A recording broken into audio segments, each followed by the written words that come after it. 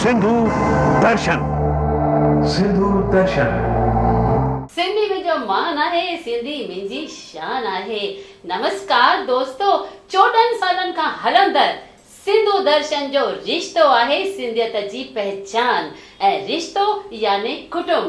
कुटुंब में तव्हीं ऐं असीं।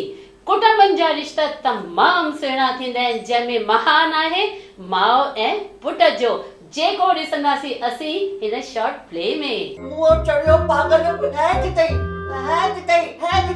हाँ मम्मा मम्मा मम्मा मम्मा मम्मा छा थियो पुट, छा थियो?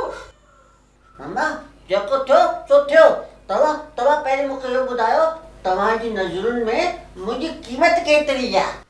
अरे तूं त मुंहिंजो लखनि में न पर करोड़नि में हिकिड़ो सोनो पुट आहीं।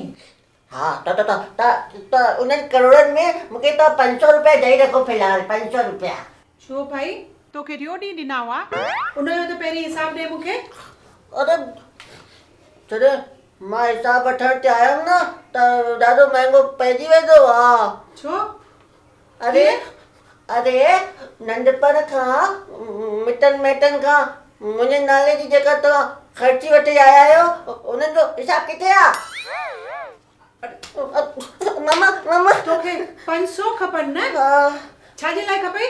मम्मा मूंखे हॉकी वठणी आहे, हॉकी। छो? अरे हू जेको असांजो ट्यूशन टीचर आहे न, ट्यूशन अरे पर तूं त हेॾो पढ़ण में सुठो आहीं, मार्कूं बि सुठियूं थो खणी अची, त पोइ तोखे ट्यूशन टीचर में वटि वञण जी कहिड़ी ज़रूरत आहे? मम्मा हाणे तव्हां बि त घर जे कम में झाड़ू पोछो फटको हलाइण में एतिरा सुठा आहियो, पर तव्हां छो पाई रखंदा आहियो? मूंखे एतिरो गुस्सो आहे। छो, छाजो गुस्सो अथई? मम्मा तव्हांखे ॿुधायो न, हू असांजो जेको क्लास टीचर हो न, हुन मूंखां सवाल पुछो। कहिड़ो? कि भाई एॾे दुनिया में हू कहिड़ा किंग आहिनि जेके दुनिया में ख़ुशी ऐं शांती वठी आया आहिनि। त पोइ तो छा जवाब ॾिनो? मां जवाब ॾिनो न, पहिरियों त राजा आहे स्मोकिंग ऐं ॿियो ड्रिंकिंग। पर हू जेको मोटो बबलू आहे न, मूं ते खिच करे खिले थो। तव्हां मूंखे 500 रुपया ॾियो, पोइ मां उन 500 रुपयनि मां हॉकी वठंदमि ऐं उनखे ॾेखारींदमि पंहिंजी ताक़त। हाणे चुप करे वे, माठ करे वे, चओ ओम शांति। ओम शांति हाणे ॾियो, मां उनखे ॾेखारींदमि पंहिंजी ताक़त, मानंदमि उनखे। हा हाणे चुप करे वे। ताक़त छा लॻाए वेठो आहीं? तोखे ख़बर आहे ताक़तवर सभिनि खां केरु आहे? Hockey stick. न ख़बर अथई, लोहे खे ताक़तवर थींदो आहे जेको सभिनी खे कटे छॾींदो आहे। यानी कि लोहे जी हॉकी स्टिक? अरे न, ख़बर अथई लोहे खां बि वधीक ताक़तवर केरु आहे? लोहे खां वधीक ताक़तवर केरु आहे? अरे भाई बाह है, जेका उनखे बि पिघलाए छॾींदी आहे। लोहो बि उन अॻियां कुझु बि न आहे। तो बाहि खां वधीक ताक़तवर भला केरु आहे? अरे भाई पाणी, जेको पाणी आहे न उनखे बि आग खे बि विसाए छॾींदो आहे। अच्छा, उहा बि ख़बर कोन अथई? पाणी खां वधीक ताक़तवर भला केरु आहे? इंसान, जेको उनखे बि पी वेंदो आहे। इंसान? यानी कि मां या ताक़तवर। अरे पुठ माठ करे वे, ॿुध पहिरीं।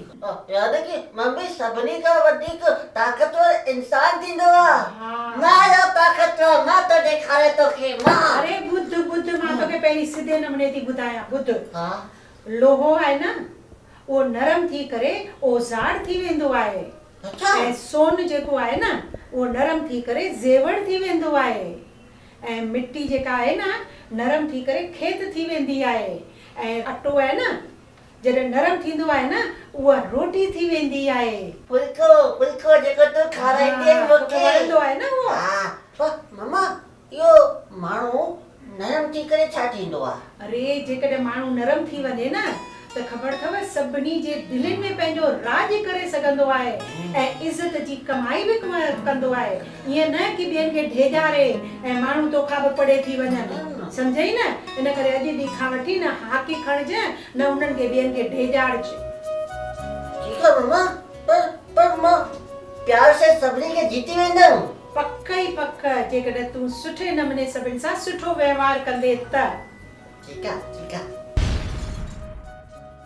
साथियों, हर मां सभ्यता ऐं संस्कृति द्वारे पंहिंजे ॿार जे ख़ामीअ खे खूबीअ में तब्दील करे कराए सघे थी राज।